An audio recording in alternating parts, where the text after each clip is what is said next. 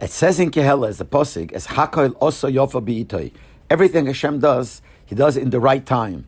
Which means there are certain things that could have been done before, nevertheless He did it in the time when it was supposed to be. And the Chazal say in Kehela's Rabbo, really,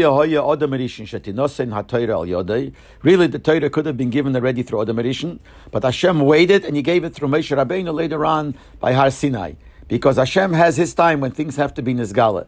And the Rebbe uses this idea in the Gei Chassidus. Why, if Chassidus is such a great thing, why wasn't it Nizgalet? Why wasn't it revealed before? So the Rebbe quotes this Medrash that the right time came when Chassidus was Nizgalet, even though it could have been Nizgalet before. The same like we say, whatever a Talmud Vosik is Mechadesh, really was given to Torah Sinai, but if it was already given before, why wasn't it Nizgalet before? Because everything has its time. So by the Rebbe, we also find the same thing, that certain things that could have been done before, but L'Peil, it was done later, and it was obviously because that was the right time. For instance, I think something I said once before is when the Rebbe started the Tefilin campaign, at the time of the 6-Day War, and he quoted different Chazal, the Mile of Tefillin, because it was in the gate to the war, that it says that Kol HaMiniach Tefillin, Ma'irich Yomim, whoever puts on Tefillin lives long, and when you put on Tefillin, it throws a pachat, a fear, on the enemies, etc., etc. So someone wrote to the Rebbe that there is a Rosh in Halochas Ktanes, Hilchas Tefillin, Sif Tesvav. He writes that when you do the mitzvah of Tefillin, which you put on your hand and on your head, Yiskayim ba'ansha mochome v'torah ivzrei av kotke. There's a pasuk that says b'negei God that they were so strong when they would hit the enemy, they would chop off the head together with the hand. So the Rosh says that through putting on tefillin on the hand and the head, this will niskayim, that the soldiers will be able to do this. So someone wrote to the Rebbe this, and I don't know, I don't think the Rebbe answered, or maybe he answered something I didn't hear, but the Rebbe didn't quote it, didn't bring it. A few years later, this is in Tafshin Lamed, I think, or Lamed Aleph, I think though, that around that time, the Rebbe came out with this Rosh and spoke about it, made a whole fuss about it, the Bagin and Mivtzah film. At K'di Kaglet and Lekutei Sichos Chelik Tes, page 11, it became one of the Ha'ores. The Rebbe put it in as a Ha'ore, and in bold letters arises that it's a mitzvah and a schus to be mefarsim this halacha between the Anshe HaMilchama and their relatives and their friends, b'chol mokim shehem.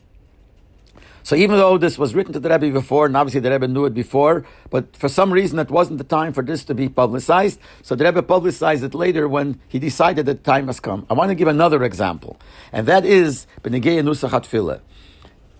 Before Kriyas HaTorah, when we take out the Sefer Torah, we say L'cha Hashem Agdula V'Gvura, and then we say Roimemu Hashem Elokeinu V'Ishtach V'Ladem Ragav Kodeshu, Roimemu Hashem Elokeinu V'Ishtach V'Larkosh Kodesh Hashem Elokeinu. Two psukim that start with Roimemu.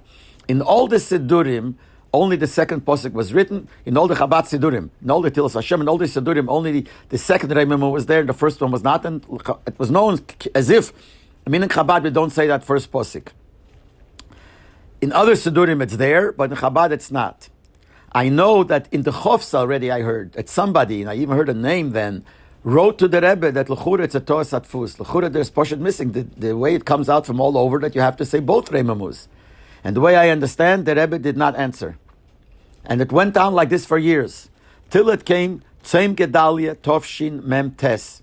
So then the Rebbe spoke about it and he said that really it has to be both. And it's a Torah Satfus. It's a mistake, the printing mistake, and we have to change it, and we have to fix it, and we have to put in the second Roimemu also. And from then on, all the Sidurim that were printed again from then has both Sukim and Roimemu, and that's what we say. So here again we see an example of something that someone was Me'ira wrote to the Rebbe that L'chura it's a Torah Satfus, and this was in the Chofs, and the Rebbe didn't accept it, and left it the way it is. And just in Tovshin Mem Tes, which is many years later, the Rebbe decided, and the Rebbe said that we have to change it. So we see here also the idea that certain things, even though they're there from before, and L'chura it should have been changed before because it's a typing mistake, a printing mistake. Nevertheless, it wasn't the time for some reason. And then in Tov Shemim Tes, that's when the Rebbe decided is the time, and that's when the Rebbe said it. That all fits to the Posig as Hakel also Yofa Beite. Everything that's done by the Eibishter and Tzadikim, like the Eibishter, it says a Medrash, Tzadikim, Deimel Lebeir, and they also have their Inyonim that certain things seems could have been before, and it comes when the time is ready for that Dafke.